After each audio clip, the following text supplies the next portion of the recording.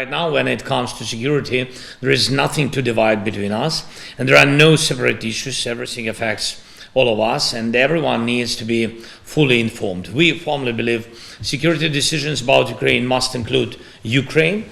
That was our position in Geneva, and always security decisions about Europe must include Europe, and the same applies to Canada, Japan, Australia, New Zealand, other countries, and every nation. And this is simply fair, and it actually works, because when something is decided behind the back of the country or its people, there is always a high risk that it simply will not work. Friends, now we have a good result from Geneva, and from the meetings and talks that took place there, Ukraine has the framework developed by our teams in Geneva.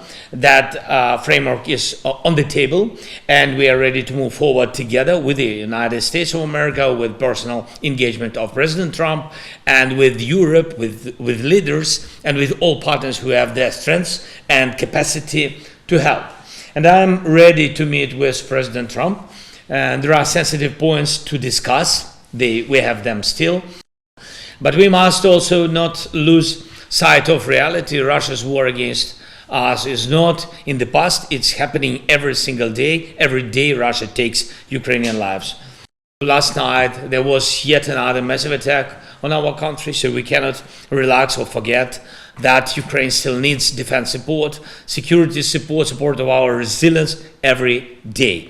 And as long as Russia has not taken real steps toward demobilization, real steps to shut down its war machine, steps that would clearly show that Russia is serious about ending this war of aggression, we do not have the right to stop working to support Ukraine. We must protect lives, strengthen air defense, and hold the front line, keep sanctions against Russia, finally channel frozen Russian assets to bolster Ukraine protection, and work out finally the doable framework for the deployment of the reassurance force Ukraine of the coalition of the willing by signing of a relevant memorandum of understanding. I would like to welcome the fact that the Geneva meetings on the 23rd of November allowed for an open and constructive discussion between Ukraine and the United States, and that both parties deemed it a significant step forward.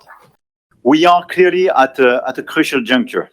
Negotiations are getting a new impetus, and we should seize this momentum, not because there is reason for alarm. Ukraine is solid, Russia is slow, and Europe is steadfast, but because there is finally a chance to make real progress toward a good peace. But the absolute condition for a good peace is a set of very robust security guarantees and not paper guarantees.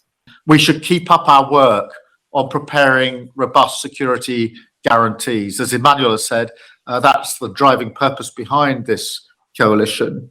And security guarantees was an important element of the draft US plan, because Ukraine needs real assurance that Russia cannot come again in the future. So we need to prepare the planning and financing to build Ukraine's future force so it can defend itself. Our military planners, who've worked really hard in recent months, will continue to work on the readiness of that force. And I urge colleagues on the call this afternoon to firm up their national commitments. We need to keep the pressure on Russia. We must move forward with a full embargo of Russian energy. Finally, and crucially, and I know I've said this a number of times before, colleagues, but we must never lose sight as we strive for a ceasefire and a just and lasting peace, that we must support Ukraine right now. It is a big mistake, in my view, to take our eye off the ball and to focus only on the future. We must support Ukraine now. So even as we work towards peace, and we are, there can be no letting up of support to keep Ukraine in the fight. And that requires urgent solutions on things like financing and capability. We, the UK, are ready to move with the EU on providing financial support based on the value of the immobilized assets. This is the best way to show Putin he should negotiate. rather than trying to outweight us. And of course, we need to keep supporting Ukraine's defense.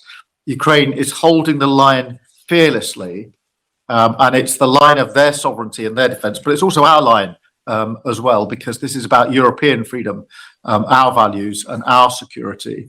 And so the UK will deliver more air defense missiles in the coming week. And I urge everyone in that spirit to dig deep and see what more support you can provide